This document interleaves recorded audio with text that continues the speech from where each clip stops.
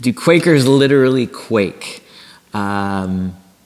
Maybe occasionally, but not as a regular practice. I think it's an apocryphal story. I've never seen that it's actually been proven, but that the reason that Quakers came to be known that is in court where they were being persecuted in England for their faith, when they would be overwhelmed by the Spirit of God, they would quake in their proclaiming of the truth or proclaiming of their innocence. But no, we don't have regular shaking around here. Not that I'd be opposed to it necessarily.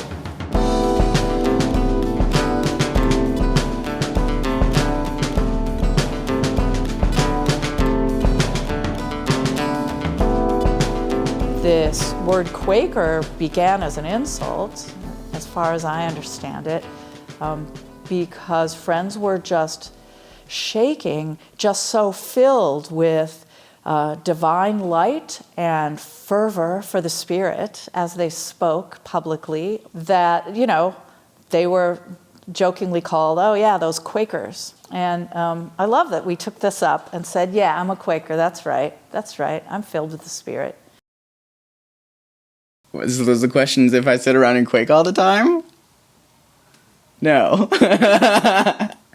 Can't say that I do. I don't quake.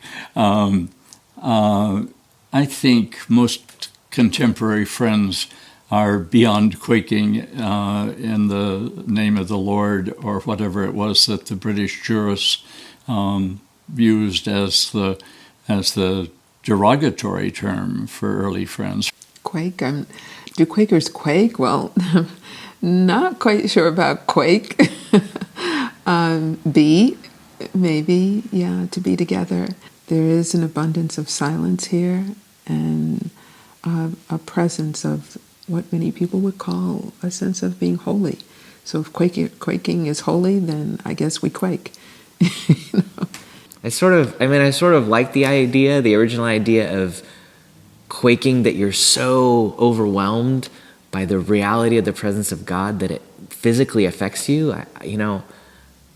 I've experienced that a few times in my life and would love for that to be more so, but it's not something that I would say is a regular occurrence for us. I don't usually quake in meeting, but I do know that I have had experiences of such profound transformation that my body feels like it is out of my control, and it feels good. It feels that I am surrendering myself to some power greater than my own. If you want to call that quaking, have at it. I used to say I don't, except I can think about 3 experiences in my life where I actually in public said something, and I realized afterwards that I was on my feet without, I thought voluntarily being on my feet. I was on my feet, and my body, in fact, was representing the intensity of what I felt I had to offer, and in fact, quaked. I do think that a message does burn within you, and that's kind of what the original Quakers meant when they talked about quaking. And so I think that still happens, that this sense that I really have a message kind of burning or weighing on me that I need to share with someone else, with this group of people. I have had the experience of quaking where I am sitting in a meeting for worship and I feel this urge to share something through words or maybe even a song, but I'm just not sure if I need to do it or not. But that sense of, no, it's really urgent, I must do it, and I start a little bit of shaking and quaking. The problem for me has always been more that I wait too long to speak. And quaking has been a way that I know when I should speak, and sometimes a way that I know when I've gone too long without speaking. Even if we don't physically quake, and not all Quakers do, people feel led to speak in different ways, but even if we don't quake in our bodies, we should always approach giving a message with fear and trembling. Because if we believe that God speaks to and through us, then that is a powerful thing and something that we should not take lightly. Oftentimes, I feel this physical feeling when I have received a message from my inner being, from God. It doesn't happen very often. And usually, almost always, when I feel that, it means it's time to stand up. It's time to tell other people what you've just heard within you. So I feel like the quaking, if anything, is a tug back and forth between like spirit saying move and me saying, oh God, please let me just sit still. It's a little bit like what's been described as a panic attack, only not that bad. Some people say they feel like they're going to vomit if they don't speak. It's a pressure, it's something. And then the next thing you know, you're on your feet and you're saying something. And so that's how I would describe quaking. It's an intense experience that one wouldn't have predicted. I wouldn't have predicted. And then you're in this experience that is strong and definite with such huge emotion and feeling. Sometimes I thought, oh, did I really do that? And I sit down and I think, it's a gift of the Spirit, right? I do quake. I sometimes can look at my hand and see it shaking a little bit. And one of my friends said, oh, that's adrenaline. And I'm sure that maybe adrenaline is like a physical thing happening in the body, but it doesn't feel like fear. It doesn't feel like it's happening because of nerves. It's like when you get your car going a little too fast on the highway and it shakes a little. It's almost like that, like there's more power than I'm quite used to handling.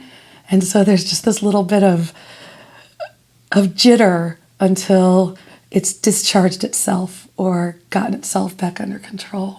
There are times when I quake, particularly when I'm called to sing. The quaking when I'm singing comes from the amount of spiritual power coming through me in the moment. It is often a lot to just stay open to and be a conduit for. I'm actually doing it now. I'm quaking. And what I find for me is that it's almost as if the energy of the soul in all of its power and its richness and its movement, that which has the capacity to create universes, finding ways to really tap, locate that energy and allowing it to come forth. It's a power. It's a power. And that power, in order to break through the ego structures and the racisms and the classisms and the homophobiaisms and all those isms, in order for spirit to come through that, there's this aliveness and power that pushes up and out, and the body quakes. That's one way of accessing it. It's actually in some ways very orgasmic. It's kind of like an orgasm. It's like a spiritual orgasm in some ways. Is my experience anyway. When I became a convinced Quaker through the process I went through, it was wonderful, joyful, so great, and it was also scary. So in that sense, it was a quake. I was scared. I was scared of everything that I learned and all of the power and potential that this religion has to offer the world. It's terrifying and wonderful. So I think, yes, we do quake with the knowledge and the responsibility that we have to walk the earth cheerfully and see that of God in every person. It's a serious responsibility. We should be quaking about it, actually. You know what I mean? Thank you so much for watching this QuakerSpeak video. We release new videos every Thursday, so you can subscribe to the channel with this button over here. You can find a playlist with all the videos we've ever released down here, and you can support the project on Patreon for as little as $1 per video. That button is right below me. Thanks so much.